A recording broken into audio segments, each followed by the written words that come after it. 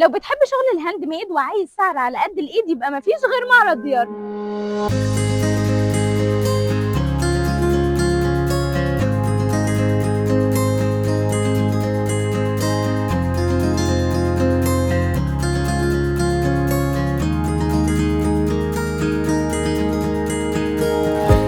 اول مره تشاركي تقريبا في معرض ديارنا؟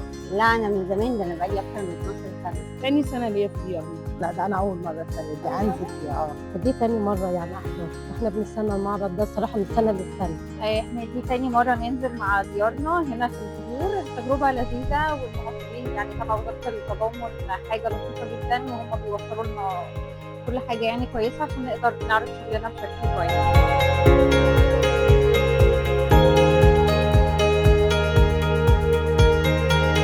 احنا شغلنا منتجات، بنعمل مجات هاند ميد وتطبيقات خشب. اغلب الشغل كله هو رسم. بجيب الخيوط ديت خش وده كردون، وبعمل التناسق بين ده وده. طبعا انا بحب اعمل تناسق الالوان والوردة دي، واجيب بين حاجات الخرز بقى وتبدعي فيها.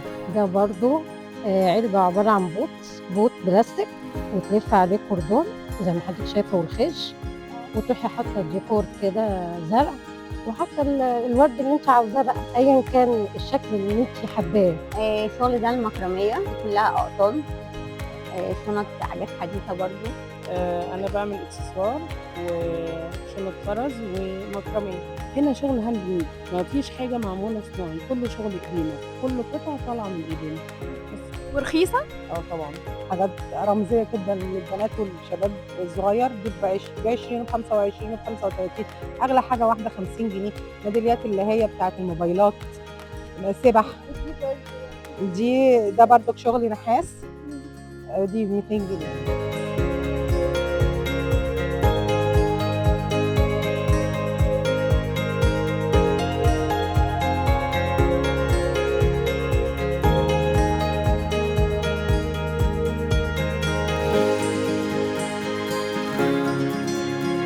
قولي لي بقى المعرض ده فاتكم في ايه؟ في الحاجات اللي انتوا بتعرضوها دلوقتي؟ والله فن في حاجات كتيرة جدا، يعني اللي بيدور على شغل الهاند ميد وبيدور على حاجة كويسة وتعيش بيجي هنا عندنا. البال حلوه، خصوصا عشان الزهور كمان والربيع، فده كمان مزود الناس يعني. علشان هو المعارض هي اللي هتعرفنا بالبيزنس الخاص، وهو ده اللي هيكبرنا ويدينا الاسم بتاعنا.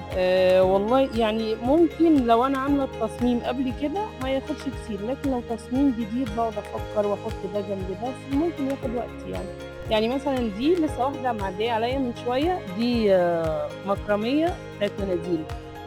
قالت لي الناس جايباها من على امازون. هي جابتها بكام من على امازون؟ 150، انا ببيعها ب 75.